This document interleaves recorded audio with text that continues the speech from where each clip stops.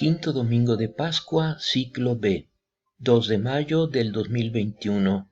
Juan capítulo 15, versículos 1 al 8. Jesús dijo a sus discípulos: Yo soy la verdadera vid, y mi Padre es el viñador. Él corta todos los sarmientos que no dan fruto. Al que da fruto, lo poda para que dé más todavía. Meditar estas palabras de Jesús sobre la vid y los sarmientos significa captar la relación que nos une a Él en su dimensión más profunda. Yo soy la vid, ustedes son los sarmientos. Y una relación más profunda incluso que la que existe entre el pastor y su rebaño que meditamos el domingo pasado. En el Evangelio de hoy, descubrimos dónde reside la fuerza interior de nuestra religión. Pensemos en la realidad natural de la que se toma la imagen, que está más íntimamente unido entre sí que la vid y su sarmiento.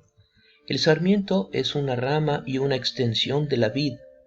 De ella proviene la linfa que la nutre, la humedad del suelo y todo lo que luego transforma en uvas bajo los rayos del sol estival. Si no se alimenta de la vid, no puede producir nada, pero nada en serio, ni una vid ni una uva, nada en absoluto.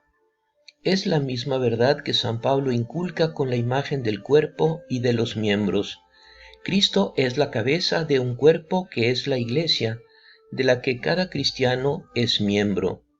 Incluso el miembro, si está separado del resto del cuerpo, no puede hacer nada.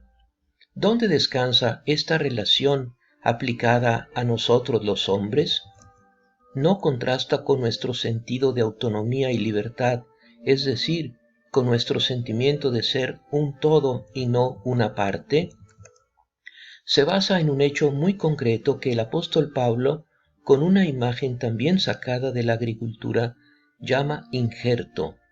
En el bautismo nosotros, que éramos olivos silvestres, fuimos insertados e injertados en Cristo. Nos hemos convertido en sarmientos de la vid verdadera y ramas del buen olivo. Todo esto con la fuerza del Espíritu Santo que nos ha sido dado. Entre la vid y el sarmiento está en común el Espíritu Santo. Para tal crecimiento es necesario ser podados y dejarse podar. Todo sarmiento que da fruto, mi Padre lo poda para que dé más fruto. ¿Qué significa podar? Significa que cortar los brotes superfluos y parásitos, deseos y apegos desordenados, para que concentre toda su energía en una dirección y así realmente crezca. El agricultor tiene mucho cuidado cuando la viña está cargada de uvas para descubrir y cortar las ramas secas o superfluas para que no comprometan la madurez de todo el resto. Es una gran gracia poder reconocer en el momento de la poda la mano del Padre y no protestar ni reaccionar de manera desordenada, haciéndose pasar por víctimas perseguidas por quién sabe qué mala suerte. Señor Jesús, gracias por habernos llamado a formar parte de tu cuerpo místico, la Iglesia. Danos la gracia de poder crecer en la vida cristiana, en cada poda, en cada renuncia a nuestros apegos desordenados, para vivir libres, para amar, para hacer el bien, para dar mucho fruto, el fruto que tú esperas de nosotros. Segundo punto, meditamos.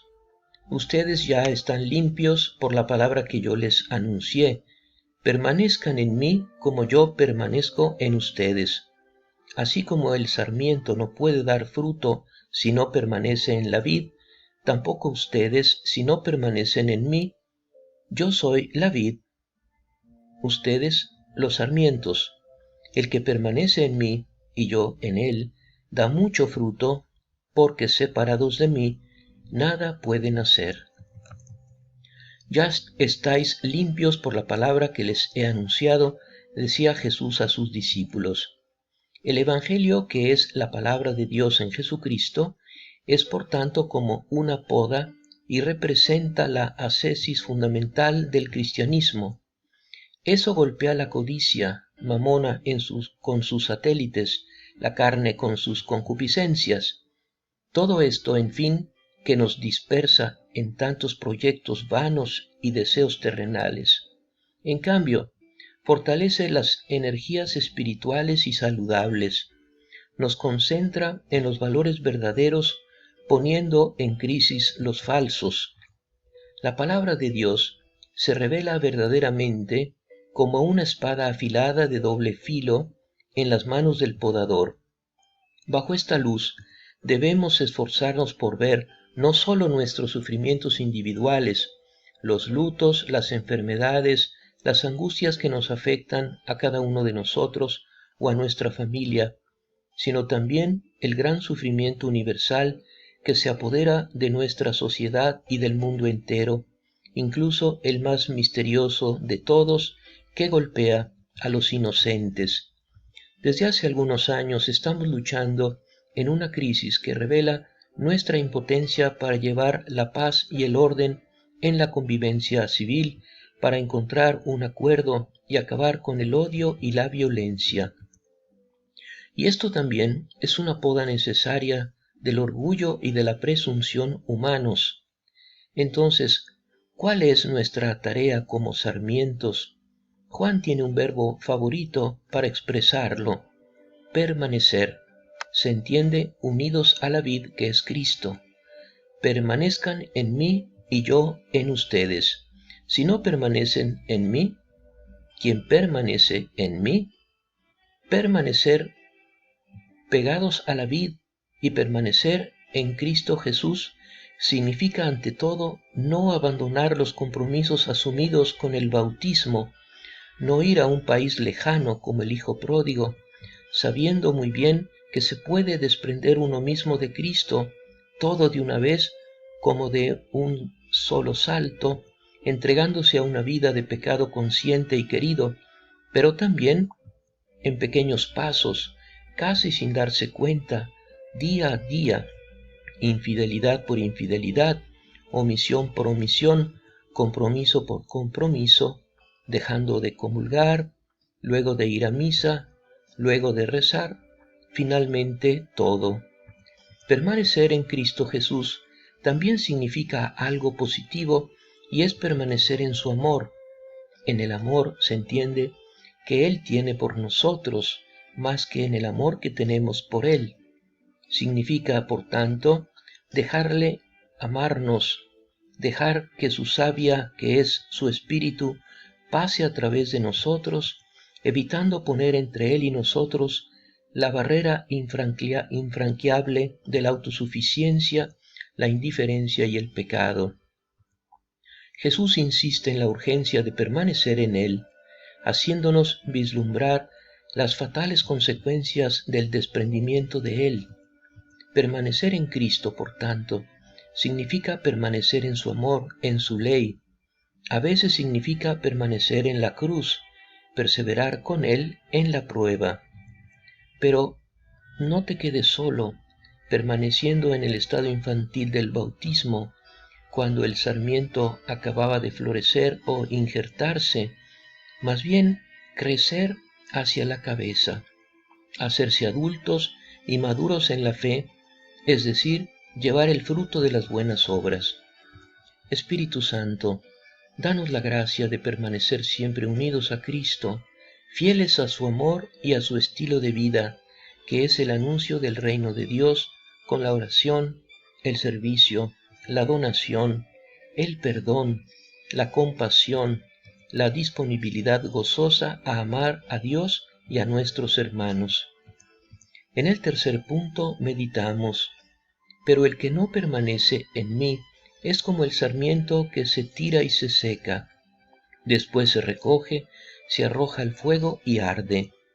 Si ustedes permanecen en mí y mis palabras permanecen en ustedes, pidan lo que quieran y lo obtendrán. La gloria de mi Padre consiste en que ustedes den fruto abundante y así sean mis discípulos.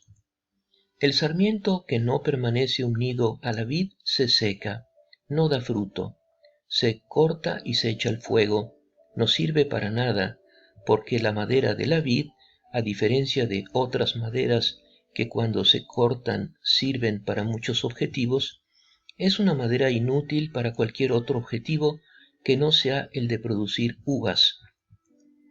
Uno puede tener una vida exuberante afuera, estar lleno de salud, ideas, producir energía, negocios, niños, y ser a los ojos de Dios madera árida, madera para ser arrojada al fuego justo después de la temporada de cosecha.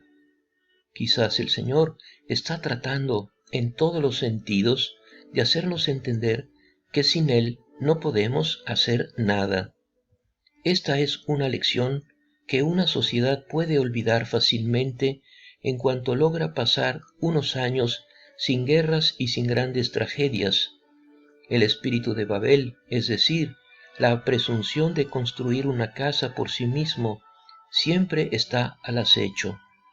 Escuchamos a muchos de nuestros líderes hacer planes muy ambiciosos, terminando cada discurso prometiendo paz, justicia y libertad, pero todo esto como si dependiera exclusivamente de ellos, o a lo sumo de la buena voluntad de todos, como si no fuera necesario hacer referencia al Evangelio y a Dios para poder mantener ciertos valores, incluido el más elemental de todos, que es el respeto a la vida, como si el odio no pudiera vencerse de otra manera que con el amor, como si la venida de Cristo a la tierra hubiera sido un lujo o algo inútil y no en cambio una absoluta necesidad de salvación para todos. Todo esto es una tremenda ilusión que Dios quiere quitarnos, de lo contrario, volveríamos a ser paganos como antes de Cristo, y para quitárnoslo, Dios no necesita enviarnos duros castigos, le basta con dejarnos hacer un poco por nuestra cuenta y luego hacernos observar entre las ruinas y el llanto lo que hemos podido hacer solos. Si el Señor no construye la casa, en vano los constructores trabajan allí. La palabra de Cristo sobre la vid y los sarmientos adquiere un nuevo significado cuando pasamos a la parte eucarística y sacrificial de nuestra misa. Consagramos el vino exprimido de esa vid real en el lagar de la pasión. Consagramos el fruto de la vid, pero también consagramos el fruto de la obra del hombre, es decir, el sarmiento. Dios nos devuelve como bebida de salvación lo que le hemos ofrecido bajo el símbolo del vino. María, Madre de todos los hombres, enséñanos a orar para mantenernos fieles en nuestra respuesta a la llamada de tu divino Hijo, a seguirlo para que con su gracia podamos dar abundantes frutos de vida cristiana en la Iglesia y en el mundo. Amén.